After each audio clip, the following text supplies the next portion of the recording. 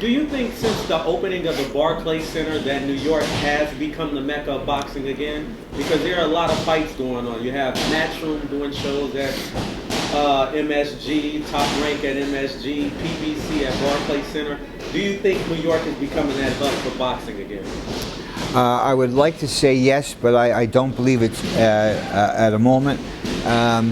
The big fights don't take place in New York City any longer, and there's a couple reasons for that, which we'll get to. But as far as New York City being the mecca of boxing, it isn't. And yes, the Barclays Center has helped. It has also stimulated Madison Square Garden to get back into the boxing business. They gave up boxing a long time ago. They got rid of their boxing department, and they're used basically as a rental. So when the organizations come in and box at Madison Square Garden or do the MMA at Madison Square Garden, it's not the Garden any longer that's in charge. They're basically a landlord.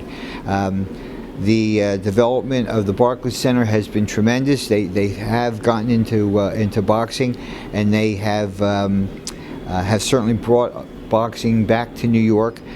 But no, boxing is not established in New York like it was at one time. The two arenas that you're talking about are big arenas. They put in some fights. Usually the promoters that come into that area bring their own stable of boxers with them. So it's not a development area for boxers in New York.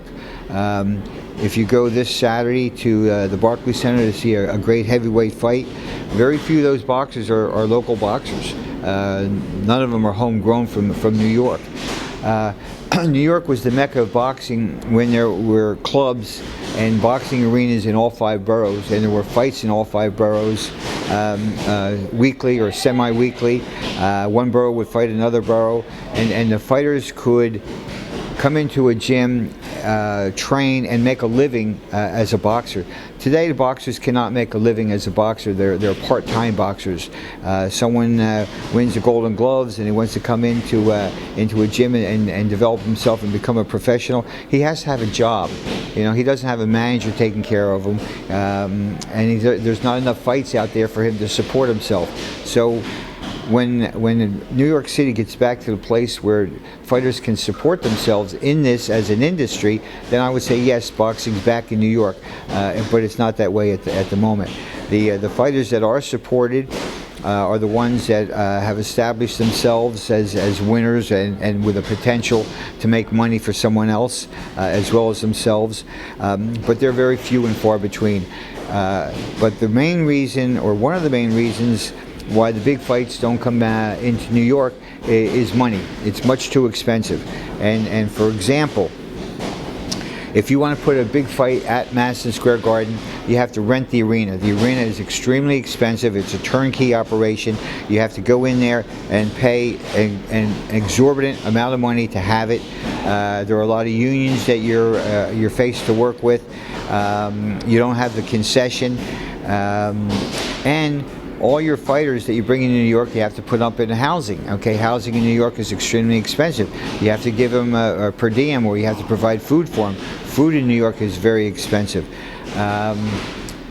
The commission, which I think is one of the finest, if not the finest, in New York, is very strict. There's a lot of tests and a lot of medical situations that the fighters have to go through, which is good for the fighters. It's not so good for the promoters because it costs money. So the cost of doing a fight in New York is very high. If you take that same fight to a casino area, let's say Las Vegas, where they have a consortium of casinos that will pay you or pay the promoter to bring that event to their city, which then will bring the audience in for their gambling establishments. But they'll pay a site fee. So instead of you paying Madison Square Garden or the Barclays Center for the arena in essence is paying you to come to them.